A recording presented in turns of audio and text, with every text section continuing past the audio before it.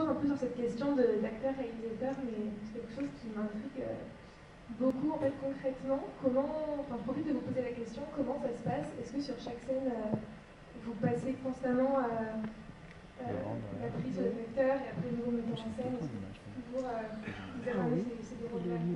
Ça dépend des moments dans le film, mais en général, on répète d'abord. On répète beaucoup. Comme ça, je m'assure déjà d'une chose, c'est le cadre, c'est la caméra. Moi, j'en profite aussi pour voir les autres acteurs pendant les répétitions. Et puis, après, quand on tourne, voilà, on fait quelques prises et puis après, je vais regarder. Voilà. Mais c'est pas si différent en réalité avec un autre metteur en scène. Un autre metteur en scène, j'ai pas l'impression qu'il gagne du temps. Donc, c'est une énergie supplémentaire. C'est un tout. En fait, je pense que c'est plus problématique pour les autres acteurs, parce qu'ils se disent que pendant que je joue avec eux, je les vois pas, quoi. Mais donc c'est peut-être pour eux que c'est un peu plus déstabilisant, mais pas pour moi. Alors, je vois une main qui se lève sur la gauche. Bonsoir. Bonsoir. Pourquoi Charles Gainsbourg? Pourquoi Choisir Charles Gainsbourg dans ce film?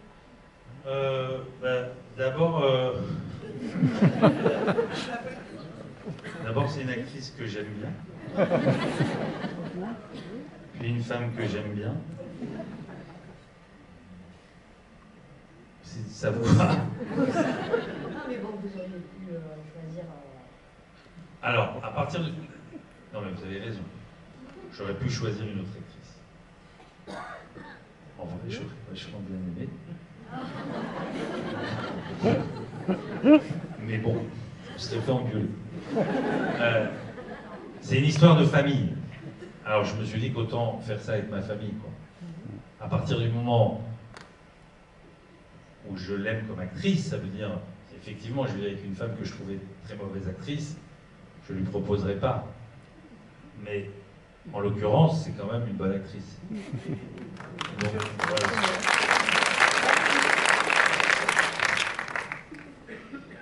Alors, on profite. Tout au fond, hein, le fond, il ne s'est pas exprimé encore. Bonsoir, merci beaucoup pour cette merveille de film. Oh ben merci madame. On a adoré, enfin j'ai en tout cas... Jusqu'au bout? Jusqu'au bout, alors jusqu'à maintenant même. Et oui, c'est aussi un film merveilleux sur le métier d'écrivain et sur ce que c'est écrire. Et je me demandais, est-ce qu'il faut pour écrire un roman, donc avoir un chien, se débarrasser de ses gamins, et de son mari en l'occurrence, pour réussir à... Apparemment, elle a un mari à côté d'elle et à mon avis, elle a envie d'écrire. Et voilà, donc on sent qu'il y a du vécu, donc est-ce un mode d'emploi?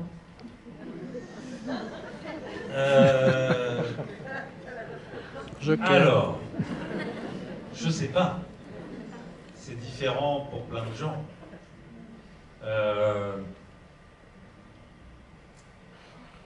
En fait, c'est pas tant de se débarrasser de son mari et de ses enfants, de sa femme et de ses enfants. C'est lui, je pense que il écrit pas parce que tout le monde est parti, il écrit parce que tout d'un coup ça devient important d'écrire, parce qu'il réalise en réalité l'amour qu'il a pour cette femme et ses enfants. C'est que le fait que tout le monde soit parti lui fait réaliser qu'il les aime. En fait, je vois ça comme ça. Maintenant, c'est sûr que quand moi je dois écrire, je me bats. Bon, voilà.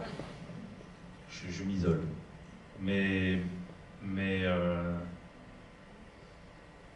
c'est pas le cas dans ce film. Je pense que ce que ça raconte, c'est que effectivement, il a eu besoin que tout le monde s'en aille pour comprendre qu'il est le vide que ça crée quand ils sont pas là. Clairement, c'est justement magnifique, c'est ce qui est fait. Merci encore. Donc vous pouvez garder votre mari, vous pouvez écrire. Il est rationnel. intervention. Peut-être pas. Monsieur, oui, qui lève le bras depuis tout à l'heure.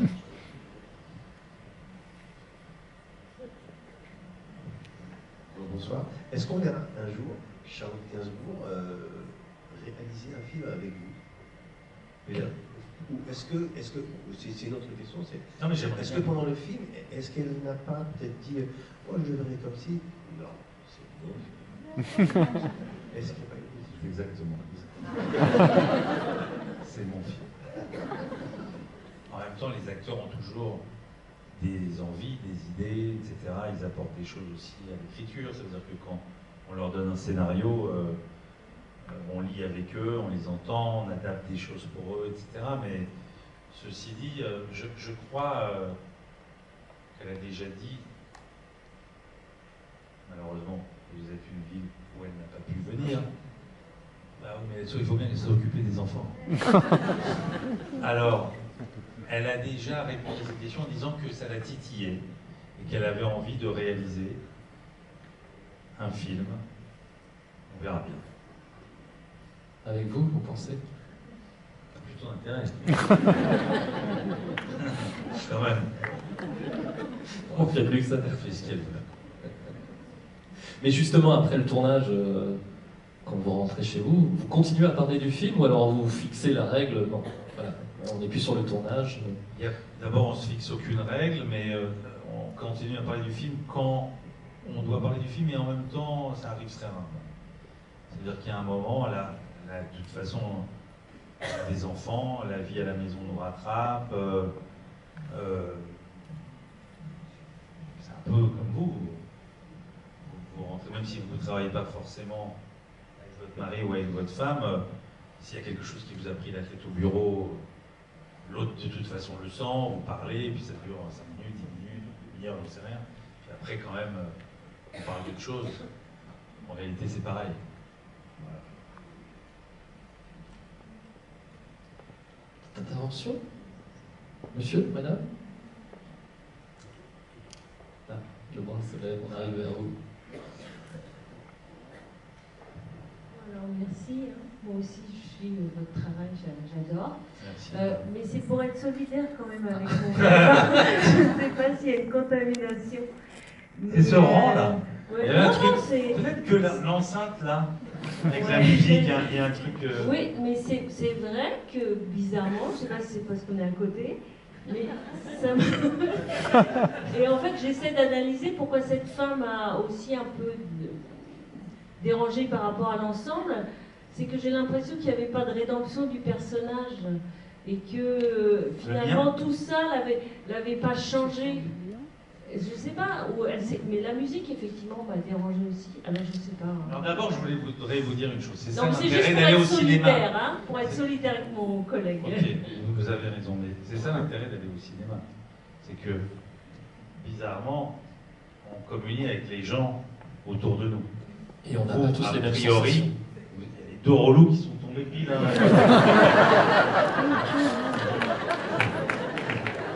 Comme par hasard. Et en plus, il y a un siège entre les deux. À mon avis, je ne sais pas si vous avez un mari ou une femme, mais vous devriez vous marier tous les deux. Et c'est votre mari à côté? Enfin, ou votre fiancé, ou là, sur votre droite? Vous n'êtes pas au courant, vous? Et vous, ça vous a déprimé? Non. Et la dame à côté du monsieur déprimé, parce que vous faudrait intervertir, vous comprenez? La dame à côté du monsieur déprimé, c'est votre mari? Non. À mon avis, changez de place. Non, mais le cinéma, c'est ça qui est extraordinaire au cinéma, c'est que on se rend pas compte. Mais c'est ça l'intérêt de venir ici et de regarder un film tous ensemble, dans le noir, parce que c'est pas du tout la même chose qui passe quand on regarde un film tout seul. Donc là, apparemment, il y a un mauvais truc là. Bon, mais, alors là, je suis pas d'accord avec vous avec la rédemption. Mais alors, pas du tout. Parce que quand elle lit le livre, et qu'elle découvre tout ce qu'il a réalisé pendant le moment où ils n'étaient pas ensemble, si ça, c'est pas une rédemption, où il lui dit « Je t'aime, j'aime mes enfants, pardon !» Franchement, quand elle lit le livre, elle réalise tout ce qu'il vient de lui dire, en fin de compte. Donc ça, c'est quand même une... Et peut-être que vous vous êtes endormi et que vous vous êtes réveillé avec la musique à la fin. Et si on se arrêtait le film? Moi, je propose qu'on revoie la fin, là. Pour vous punir. Je blague. Non, mais c'est Je vous remercie de me dire ça. C'est intéressant. ce qui est beau, c'est N'allez que pas ça, tous me dire tous les défauts du film, ça va me déprimer. ça crée du débat. Voilà, Voilà, C'est- exactement. Puis on ne va pas tous penser de la même façon, ça serait ennuyeux. Alors je crois que monsieur va intervenir. Bonsoir, monsieur Lafay. Bonsoir. Je suis terrifié, là. Je vais parler de tout d'abord, merci, parce que après 25 ans moi aussi de vie commune, je pense que c'est le bon moment pour voir ce Il film. a fait un signe, je sais pas où. Et non, mais Allez, là. je te là. Donc je pense que c'était le bon moment pour Bah, voir bravo. Et c'est votre fille au milieu? ce film. Oui. Non, je suis sûr. Et non, elle veut pas que je dise, mais elle veut être triste. Faut pas le Bah, elle a dire. bien raison. Oui, je crois aussi. C'est certainement notre meilleur film, pour avoir vu un petit peu tous vos films. En tant que réalisateur, j'ai adoré vraiment le basculement, le rire au début, l'émotion. Ça déprime à la fin. Non, non, pas la déprime. Et, en fait, j'ai deux petites questions. La première, c'est après avoir joué un fils de Florian Zeller au théâtre, là où on interrogeait un peu la paternité, là vous avez fait un film où encore on interroge un peu cette paternité. Alors, ma question, c'est est-ce que ça va être un fil conducteur maintenant dans votre carrière? Est-ce que votre prochain projet, je me projette un peu si vous avez déjà un projet futur, est-ce que ça va être encore dans cette direction-là ou pas du tout? Ma deuxième question, la fin. Ce sont des spaghettis, si je ne me trompe pas. M'asseoir avec la fin, là. Vous parlez de Rome, et moi, alors je suis peut-être complètement à côté, hein, c'est ça, tant pis, hein, je rends le micro. J'ai l'impression de voir un cinémascope, un western, avec deux acteurs qui se défient du regard. Pas de parole, que du regard, pas presque un Sergio Leone. Sergio Leone. C'est-à-dire que voilà, on se regarde, on se défie, c'est un peu...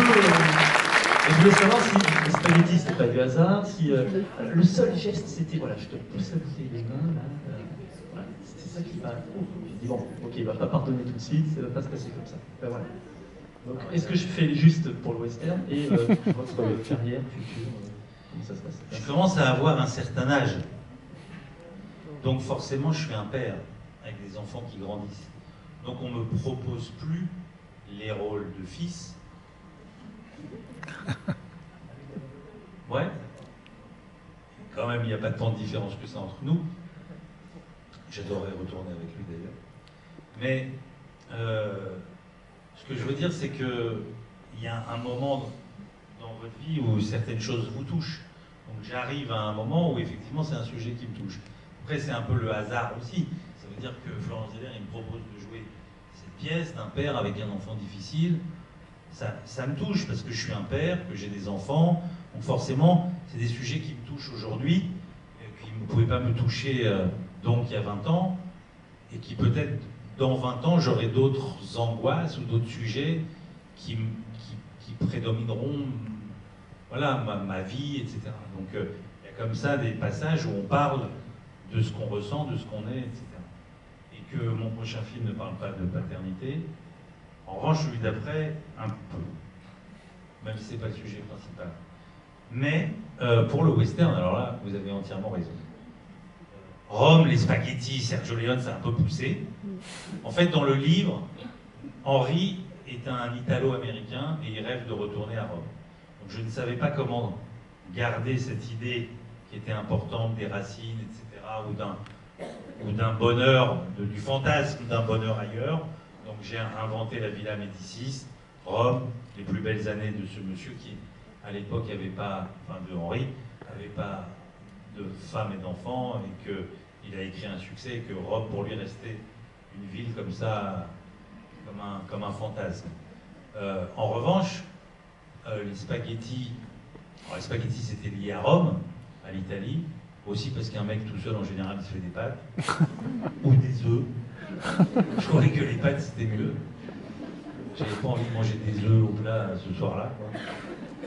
Et que pour qu'elles puissent se servir, etc., c'était quand même plus simple.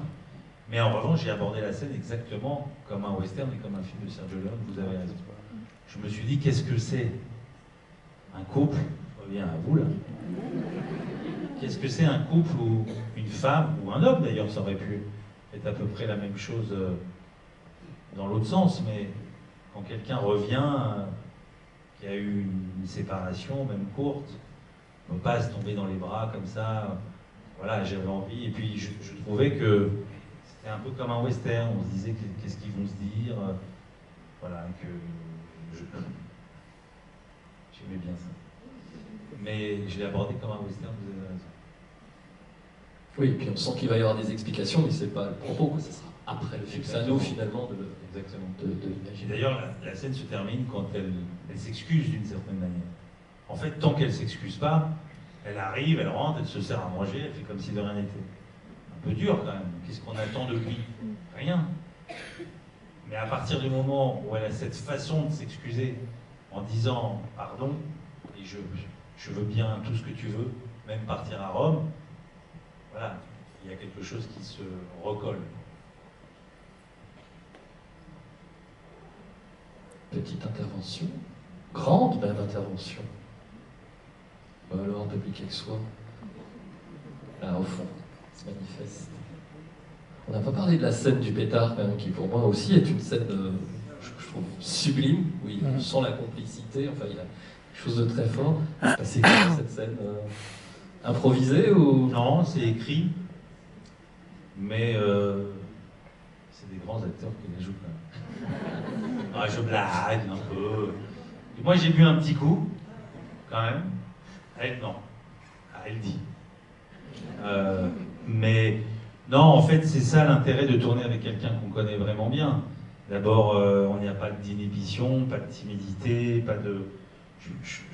Et puis, on sait quoi se dire pour se faire marrer. Donc, même si le texte est écrit, vous avez raison, d'une certaine manière, il y a de l'improvisation, parce que, alors que ça tourne, on se dit quand même des trucs qui n'ont rien à voir avec le film, et qui font qu'on éclate de rire par moments, etc., et qu'on raccorde avec le texte ou des choses comme ça. Donc vous avez lu d'autres choses, en fait. Oui, c'est une manière... souvent, on fait ça au cinéma, souvent on improvise, non pas pour garder les dialogues en réalité d'une improvisation, mais l'improvisation, ça vous met dans un état ou voilà. Ah, je crois qu'il y avait une intervention au fond, c'est ça. Oui, donc déjà merci parce que je passe un super moment. J'ai trouvé la... Est-ce que vous pouvez lever le... La main? Ouais, au moins... Ouais, pardon. J'ai trouvé la fin effectivement très triste et très mélancolique, mais aussi pleine d'espoir. Donc pour la fin, je vais rejoindre en fait les deux côtés, ceux qui ont trouvé trop triste et... Ah bah voilà, il y en a toujours une Macron. C'est notre président, il a bien des Macron. Un peu comme ça, un peu comme ça. Mais j'avais une question qui était plus vie personnelle, enfin reliée entre les deux, entre vie personnelle et travail. Vous avez dit en plus qu'elle allait sûrement devenir réalisatrice, votre épouse. On voit un moment dans le film une once de compétitivité, de jalousie du fait d'être tous les deux dans le milieu littéraire. Est-ce que c'est quelque chose, du coup, quand vous avez dit que vous êtes identifié au personnage, auquel vous êtes identifié et que vous pouvez vivre dans votre vie, du fait d'être tous les deux artistes et dans le même milieu artistique? C'est souvent un problème dans les couples qui font ce métier. Mais nous, c'est sûr qu'il y a toujours des moments un peu difficiles, surtout quand il y en a un qui travaille, l'autre qui ne travaille pas. C'est toujours un peu étrange. Mais bon, jusque-là, ça ne nous a pas posé véritablement de problème. Mais c'est sûr que c'est pas une rivalité, pas du tout. Mais il y a toujours imaginez un couple où les deux feraient le même métier, qu'il y en a un qui ait beaucoup de succès et l'autre pas du tout. D'ailleurs, ça arrive, je connais. En général, ils font pas long feu, quoi. Et ça n'a pas à voir que avec le succès, mais un couple, ça doit être... il y a un équilibre à trouver. Donc, ça fait partie de l'équilibre. Quand un couple fait le même métier, en général, c'est bien qu'il le fasse à peu près au même niveau, que chacun s'épanouisse dans son travail. En fait, c'est ça. Et peu importe le métier, c'est que quand on s'épanouit dans son travail, alors tout va bien. Mais quand on n'est pas heureux dans son travail, alors quel que soit le travail qu'on fait, même si c'est pas le même travail que l'autre, j'imagine.